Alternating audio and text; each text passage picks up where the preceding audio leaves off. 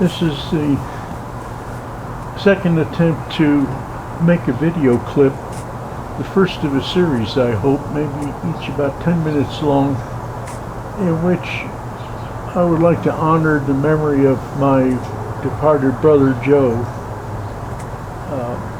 Joe and I were very fortunate in that we were able to retire early. In both cases, the two of us had just about all we could take for the job we had. All kinds of pressures, mostly internally generated by the both of us, that made working a real pain in the butt. And luckily, we were able to retire early. I got an early out from Honeywell, most beneficial. They gave me a great package to leave. What it enabled us to do, because we had both resources in time and assets, to be able to do some traveling. And we did travel. We went to Europe quite a bit. First of all, Joe would visit me in the summertime.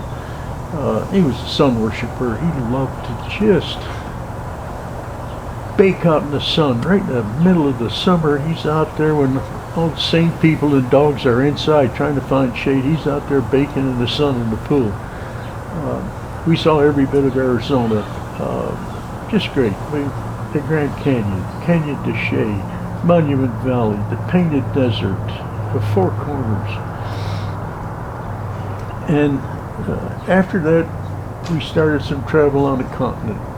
One of the things that helped is my son Joe and Tracy were living outside of Munich, and it kind of became a base of operations for us. We could fly into Munich, stay there for a day and get rid of the jet lag, and we did some traveling and leave. They were very gracious hosts.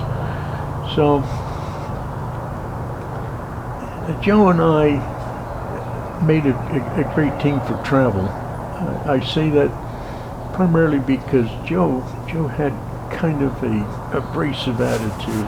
He inherited a trait from my mom where he was going to try and correct everything in the world that was wrong according to his pattern. And people would get irritated at being lectured. He never did that to me. I don't understand why. He always treated me with respect. We didn't argue only because the two of us knew that there were subjects that neither one of us that we could never agree upon, and we weren't going to change each other's thoughts, so why bother? But because we were both engineers, but in vastly different industries and in greatly different kinds of engineering. I was an analytical type. I like cranking numbers, and Joe liked to work with hardware, with tools, with setting up product lines, setting up plants for one where they did universal joints, but such vastly different industries. For Joe,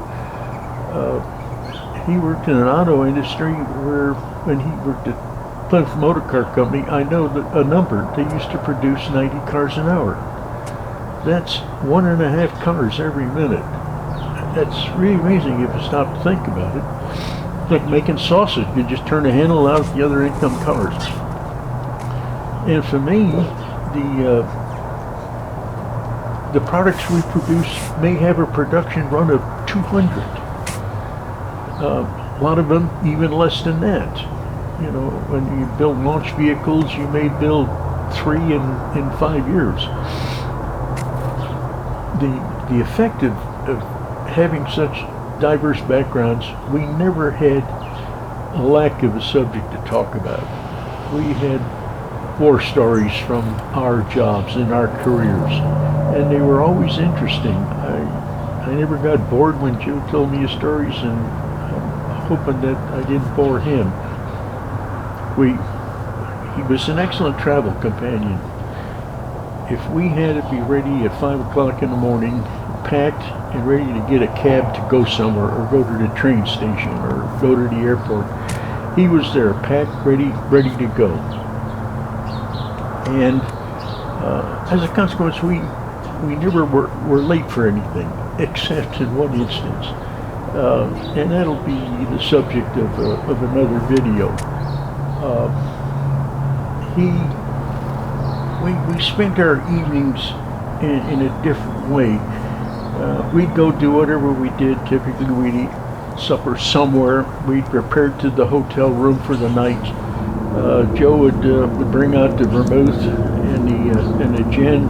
He would he'd talk about Polish gin. That's another subject for a video. And a beer. And he'd get our little Grundig Majestic shortwave receiver, FM receiver, and he'd turn on some FM music, classical music typically, and hit the sauce. And I didn't care to be around him when he was drinking, but there was no problem. I'd lay in bed for a little bit reading, but in those years I had the ability to lay down and fall asleep. It didn't matter what kind of circumstances I was in. So I didn't have to worry, he didn't have to worry about making noise or anything. And he'd shut the radio off and crash himself. Okay, got the birds having a squabble here. And I lost my train of thought there. There was one time, that's what it is. He turned the radio off and he went to bed. And it really wasn't that way. That's a subject for even another video. The point I'm making here is that there are any number of instances, episodes, I'm not sure what to call them, that Joe and I enjoyed. There were some things that we did were uproariously funny. I still think of an incident, and I smile to myself, and I raise my eyes up and I say, "Thank you, Joe. Thank you, Lord, for giving us these opportunities." Now we got the reservists out flying their jets. There are other things that we saw that were deadly serious, maybe even scary. And there were some things that were, I'm not sure exactly how you characterize it, but what it was is we got to visit Auschwitz, the German concentration camp and crematorium from World War II. And it was a terrible, terrible thing. And again, there's another subject. I hope in this series to bring up a number of these instances and hope I can share them with Jim and Julie and my guys, Dan, Joe, and Tricia. They know Uncle Joe's the guy that come to visit us. And yeah, he was Uncle Joe, but we weren't close because we lived a majority of life and raised our families, 1,500 or 2,500 miles away. But I would like the world to know that there was a side of Joe that was exemplary. Let me just say that, exemplary. He was an individual. They finished the mold when they make our mom, and they poured Joe and made a male version. He had a lot of the strengths that our mother had, and he amplified some of her less than desirable traits. Not meaning that I'm perfect. I like to think that I inherited a lot of my dad's good traits. Unfortunately, the one that I didn't inherit was his patience. Dad had the patience of Job, biblical Job. Me, I want patience, and I pray daily for it, and I want it right now, so you can see the problems that I face. All right. Again, this is a trial using a new microphone setup.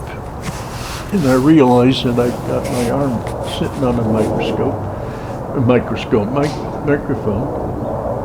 and for use in Joe's video camera.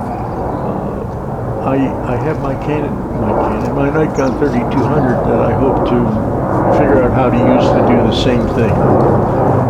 Thank you very much.